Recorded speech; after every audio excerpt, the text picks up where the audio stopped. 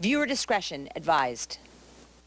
Today on Ricki, the taboo subject of suicide. By the time this show is over, 4 more Americans will have taken their own lives.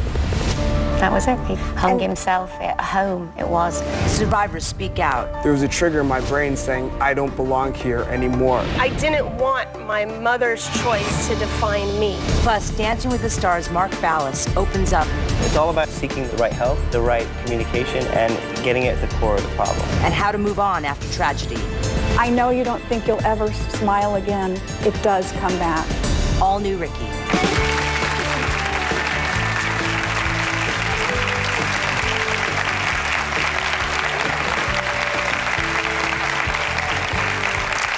Hi and welcome.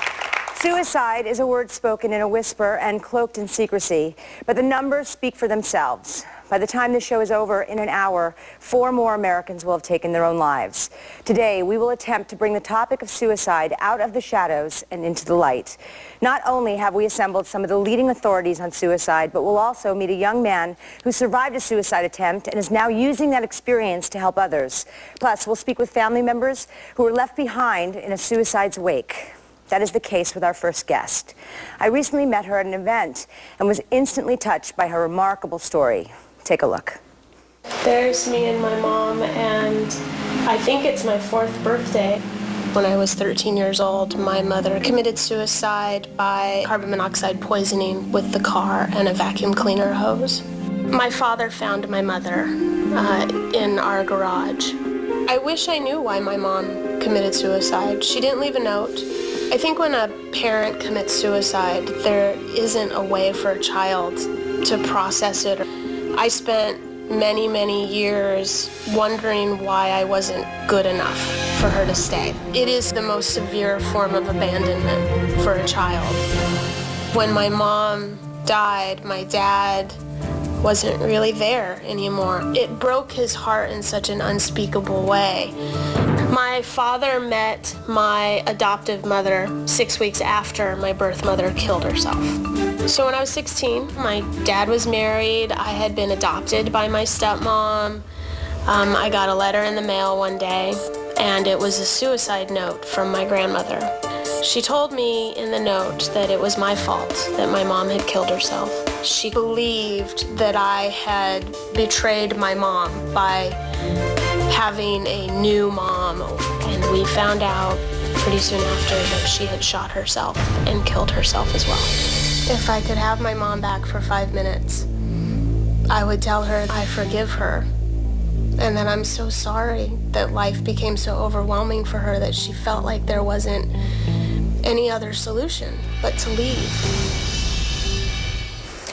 Welcome, Saydi. I have to say that this show is happening because I met you. We were doing an event. She's a makeup artist. We had never met before, and just about 3 weeks ago, we were talking and with another guest on the show later on and talking about suicide, and you felt comfortable sharing with me your story. And I have to say that that is what prompted us to do this, because all of us, I asked before the show, a show of hands, how many of you know people that have been suicidal, have committed suicide, family or friends, and how many of you raised your hands? I mean, almost everyone in this audience. So this is something that, the taboo that needs to be discussed. So tell us your story. First, I just wanted to say the remarkable thing about meeting you that night was to be able to talk about something that's as intense as this subject. And I think it's really important for people to feel comfortable with talking about it. I mean, when you look at the audience and how many people have been affected by it, I think it's really important that the more we talk about it, the more prevention can be done and the more recovery can happen for the people that have been affected by it. So for you, going back when you're 13 years old and this happens with your mother, how did you go on? You're an only child.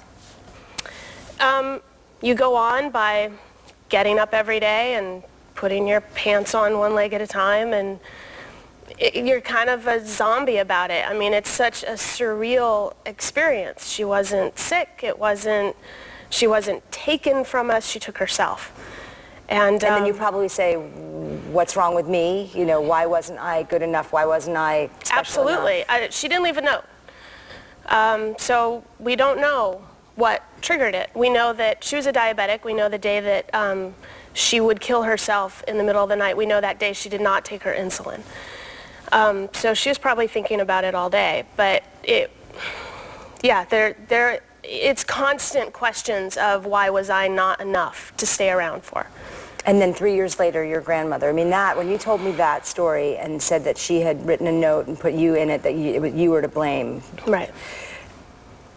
What therapy can help? What counselor can make that okay for you?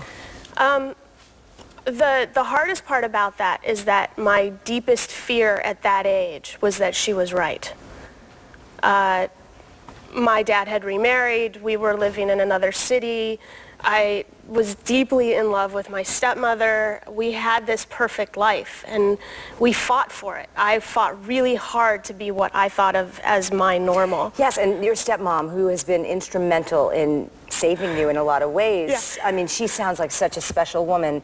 But the guilt that you had at the same time, like falling in love with this woman and being adopted by her, and she's your mother, yes. But yet you must have carried guilt towards your birth mom. Enormous guilt that I was dishonoring my mother. I shouldn't move on.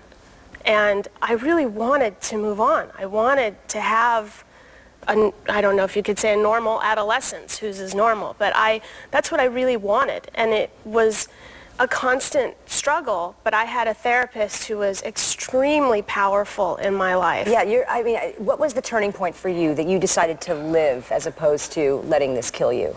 One of the first things that we did when we moved to another city is I started therapy, and I was going once or twice a week. And the therapist one day said to me, I think I was about 16 years old, and he said, "You can crawl in the grave with her. You can. No one would blame you. It happens all the time. But are you going to be the person that lets her actions define who you are as a person? Will her actions determine your life?" And he said to me, you have a choice, and it's very simple. You can start living or you start dying. What are you going to do? And is it that moment you decided to live? That's it. I want to live. I didn't want my mother's choice to define me. Wow. That shows so much strength and character. So if you could give advice to whether it's a family member that's struggling with the fact that their loved one has decided to kill themselves, or someone who's even suicidal, what would you say to those people after walking in your shoes? I would say that there's help. There are resources. There are people out there more than you know that have been through this, and that everything you're feeling it's okay, but you've got to reach outside of yourself and talk to somebody about it. The one thing that I took away from group is that there is no recovery. It's recovering. You're always recovering. Well, you are one of the most articulate guests I have ever talked to, and talking about something so difficult. It is such a blessing that I met you that night, and I really thank you for being the catalyst in making this show possible. So thank you, Saydi. Thank you. We're going to take a quick break. When we come back, we'll have so many other stories and some help for all of our guests and for you at home. Don't go away.